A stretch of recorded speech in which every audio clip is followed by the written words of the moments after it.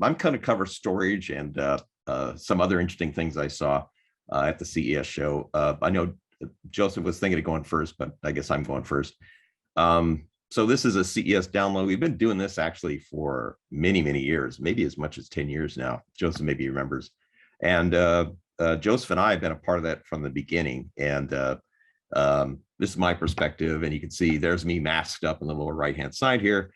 To the lower left-hand side, you can see that there was a lot of sparsity. Things were not as crowded. But on the other hand, there were interesting things, including DeLorean with from Back to the Future with the flux capacitor in it, and then also, of course, you see interesting and unusual people wandering around the CES, which is fairly normal. Some general observations is that it was a hybrid event. They had both physical and virtual. Had about 45,000 attendees, and you compare that to more than 170,000 in 2020, which is the last physical consumer electronics show. Last year it was all virtual. There were about 2,300 exhibitors, again, down from prior events. A lot of smaller companies. Several large vendors are missing due to concerns with COVID, or they dramatically changed what would be probably would have been their ordinary exhibits. And I'll talk a wee bit about that. I generally cover digital storage and memory and their applications. And there's a little bit of that there, not as much as there often is, but I also look for things that get my interest. This is from the CTA. Steve Koenig spoke on an opening tech trends to watch session discussing big trends that are underway in the industry.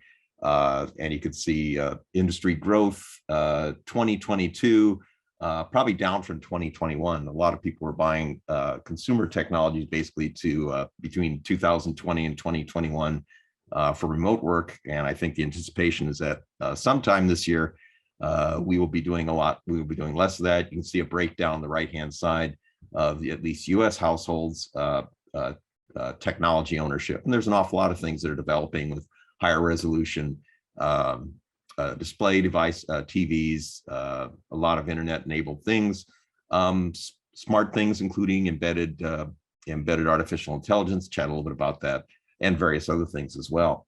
So CES is an interesting place. One of the things I saw is it's a place of illusions, but also tubes. Elon Musk's Boring Company, between the last live CES and this one, in about a year's time, they built from the parking lots, the north parking lot, which used to be hotels, including the Riviera. They built bored a tube, and Teslas were driving back and forth from there. And there was another on the other side of the big parking lot, for those who've been there. Just a little bit before you get to the central hall entrance, the main entrance to the CES, there's this thing that looks like there's an escalator going down with a covering on top of it. And that basically gets you down to the tubes. There were Teslas waiting there just to drive you to another parking lot where you can see other parts of the CES show. So that was an interesting, and it's about a 2-minute or less than 2-minute ride. Actually, I have a little video of that, but I'm not going to show it. Also, booths tend to be a bit sparser. Left-hand side, we show SK Hynix. They and Samsung and other companies had these sort of really open areas, and they were big display devices essentially. And you can see some of the stuff they were showing there. So that's some of the illusions, but it also allowed people to not be close packed in together. IEEE was at the Consumer Electronics Show. They had a booth there. I was there physically. One day I spent several hours there, and I was walking the Consumer Electronics Show floor with IEEE TV, and other IEEE volunteers, plus Steve Welby, the executive director of IEEE, was there as well. And we all talked about things we saw on the show floor. So you can watch my video and these other videos from IEEE here at this link here, if you're interested. Also, Ken, I think, is going to have some stuff that we did together walking around as well. So onto the storage and memory side of things. So this was OWC. Sorry, it should be this one. They had an exhibit that I saw, a couple of media events during the 2022 CES. I don't think they actually had an exhibit, a show floor exhibit. They're showing new hardware, including their Mini Stack STX, as well as their Atlas series media storage and card reader. And this Mini Stack is a Thunderbolt 4 certified storage and hub. expansion product seamlessly stacks with Apple Mac Mini. It's about the size of an Apple Mac Mini. It has a universal SATA hard disk drive SSD bay and an NVMe M.2 PCIe SSD slot, so you can expand your mini storage capacity essentially using this little box.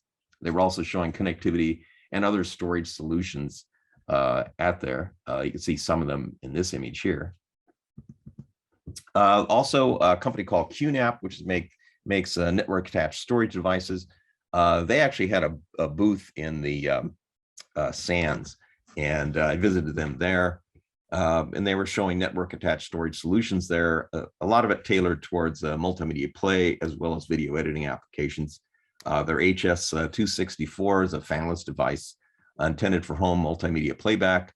For photos, video, music, and streaming can be done. They have an Intel Celeron quad-core processor. And the interesting thing is they were running 2.5 gig Ethernet over 1 gigabit Cat6 cable. So they were showing 2.5 gigabit Ethernet ports, HDMI 2 outputs. And actually, there were 2.5 gigabit Ethernet ports, so you can actually do 5 gigabit bandwidth if you couple them together. They were also showing a network device that, again, enables that 2.5 gigabit Ethernet over Cat6, 1 gigabit Ethernet cable.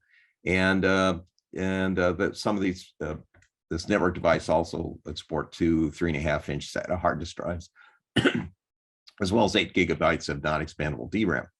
They also had a partner there called Silent Angel, which are showing their Munich M1 hi-fi grade network music streaming device, which I believe is shown in this this picture here. In I believe this was down in the Eureka, which is the lower floor of the SANS, where you find the cheap seats, but also where you tend to find all the national exhibits and a lot of interesting stuff.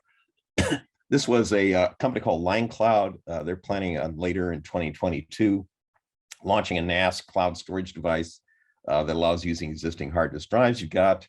I think it holds up to 4 drives, 3.5-inch drives in it. Their target audience is content creators with smartphone setup and management with a mobile app. Also, although Samsung or SK Hynix, they didn't show any memory or storage devices in their show floor. The CES Innovations Awards display, which was in the SANS, was showing a couple of SSDs. One was a Zone Namespaces SSD, which allows for interesting use, effectively getting tiering sort of SSD capabilities within a single SSD. So much for the storage stuff. As I said, there's kind of limited, and even the companies that make a lot of this stuff, they were focusing, like Samsung was focusing more on home devices, TVs, new display. I'll talk a bit more about some of those. So let's just look at some other interesting things I saw there. A whole bunch of interesting education type products. By the way, the middle upper there was RISC-V. They had a sort of a, I believe it was a BlackBerry, sorry, not BlackBerry, but a home kit that you can play with RISC-V device. There were a whole bunch of robotics things, and I'll show you a little more kind of interesting things. There's this, what do they call that? Digital cow, which is the lower right-hand side, which has been there for a few years. The idea is a solar-powered device. Of course, there it's showing the solar power part of it, but it can charge these little battery modules. People can then take home and use that to light their homes in places where they don't have, they're not on the electrical grid. But a whole bunch of other software devices, home electronic kits. I don't know if I had it here, but there was one outfit that had, a small human body thing that you can pull the parts out and weigh them and put them on the thing and get information about them. Some clever things that people are doing there. Emergency services, there was some interesting stuff there. This is on the left-hand side rather, is this drone. It's actually a tethered drone, fairly powerful, although I'll show a bigger drone in a little bit here. This was at one of the media events, and it's a tethered drone. It actually has a power supply that stays down, so it can be up for a fair amount of time.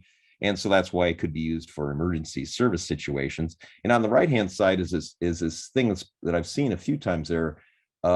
what 3 words, and this basically ties a 3-word code into any location on the earth within, I think it's like 10 feet resolution, something like that.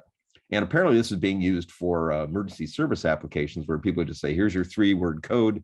There's something needs to be done at this location, as well as for people to meet up and do things and things of that sort. I thought that was kind of an interesting application there. There are lots of robots on display. And this one, UbiTech, was like a sanitation related robots. And then there were educational products too.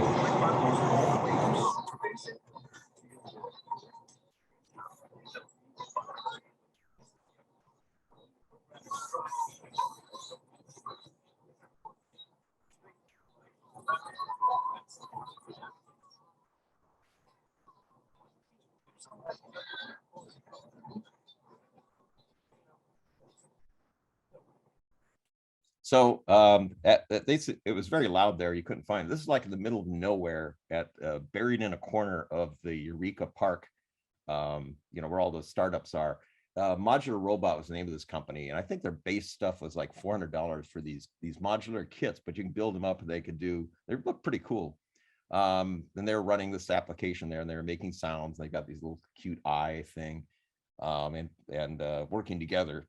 So I thought that was pretty cool. So I captured that image. Also, there were other drones there too. The biggest drone I saw this year, there was a really huge drone I've seen that was outside in a prior year. But the biggest drone I saw this year was over in the sands on the left-hand side there.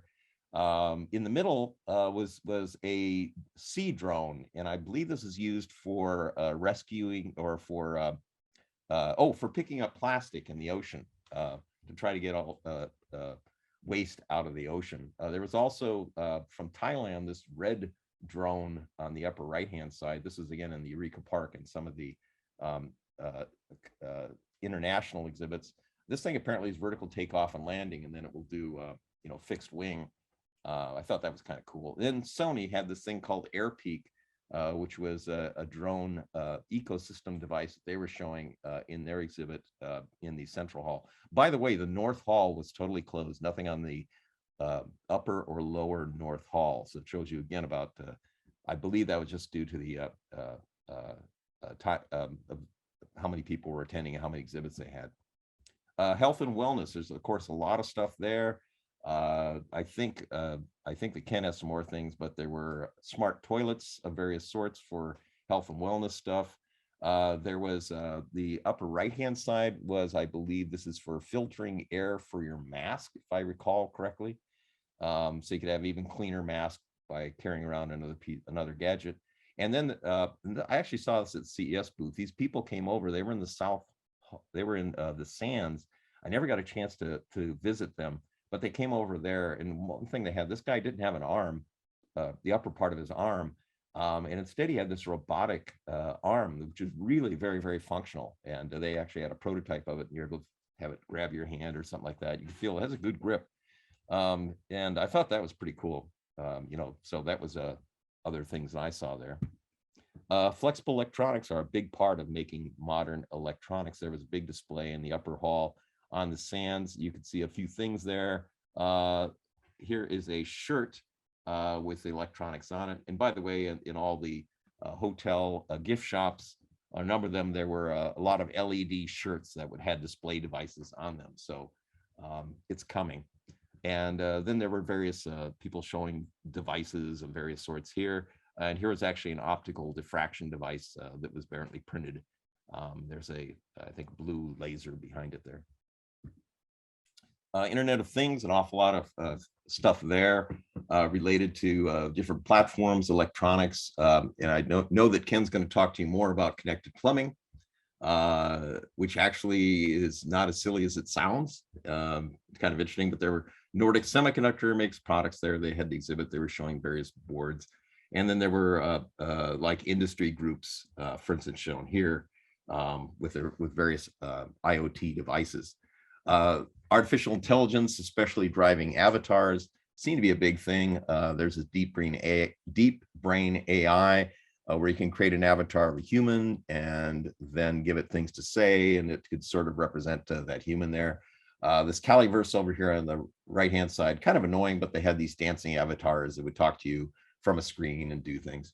Some other interesting stuff, graph as a service. There was an outfit here, perfect memory. And then a bunch of voice translation using AI capabilities. So I thought that was interesting. Transportation, all kinds of autonomous and electric vehicles in particular. Here's this thing. This is in the, I think they call it the West Hall, which is attached to the North Hall. And it's where it used to be part of the parking lot that was north of the old convention center. There's now a convention center there with really cool entrances. This was a autonomous vehicle for doing whatever needs to be done, sort of heavy duty. It's got a water system on it, I guess anyway, it's every sort of use people have. I believe they did this, Denar may have done this with Caterpillar. There also, of course, were things like a lot of scooters, electric scooters of various sorts.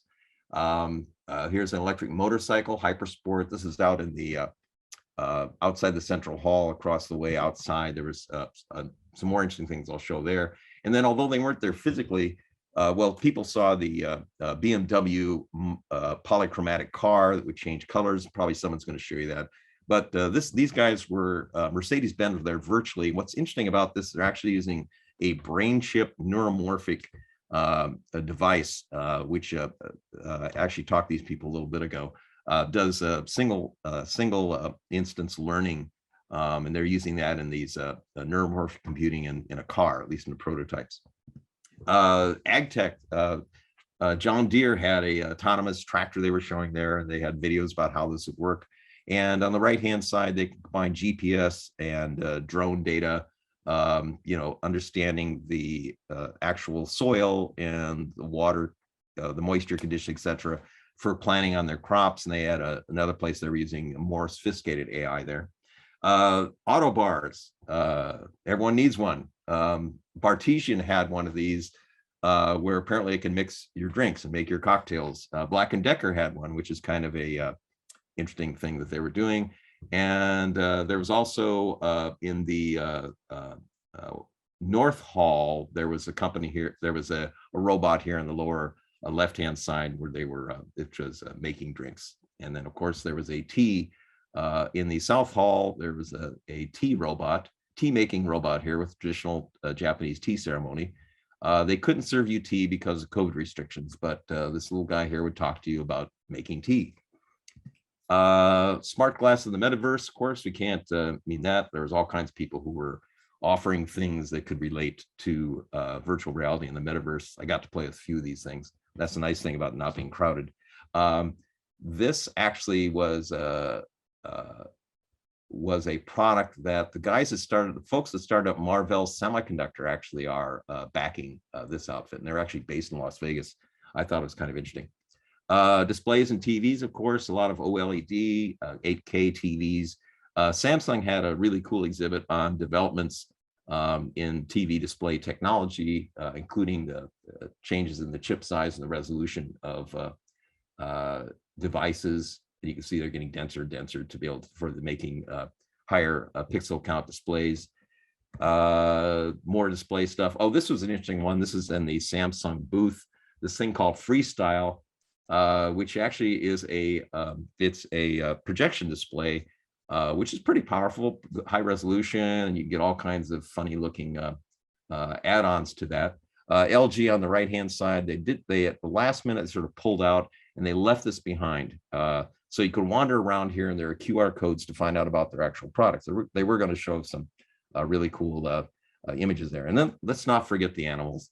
There were at least 3 outfits here that were showing cat, these sort of look like clothes washing machines. Are actually for your cat to go in and relieve itself. And then they would gather the remains and store them until you're ready to leave, to dispose of it. And then, of course, there were technology for teaching dogs new tricks on the right-hand side here. Finally, just end up, I'm pretty close to the end here.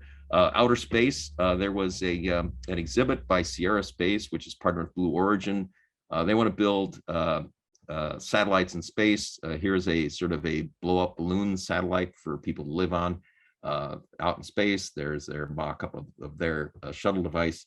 And then Sony had a, you can rent 10 minutes of time to view the Earth from this satellite, the Starsphere satellite.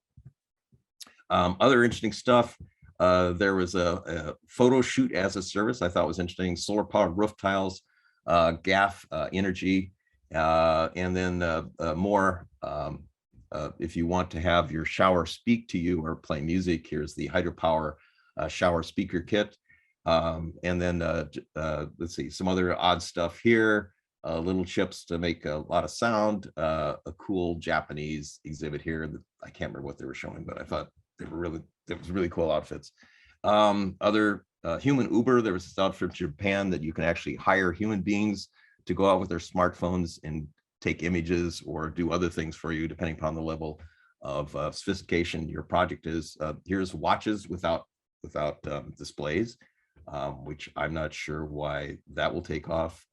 Odd people running around in costumes, and then of course plant technologies. And finally, I want to thank you much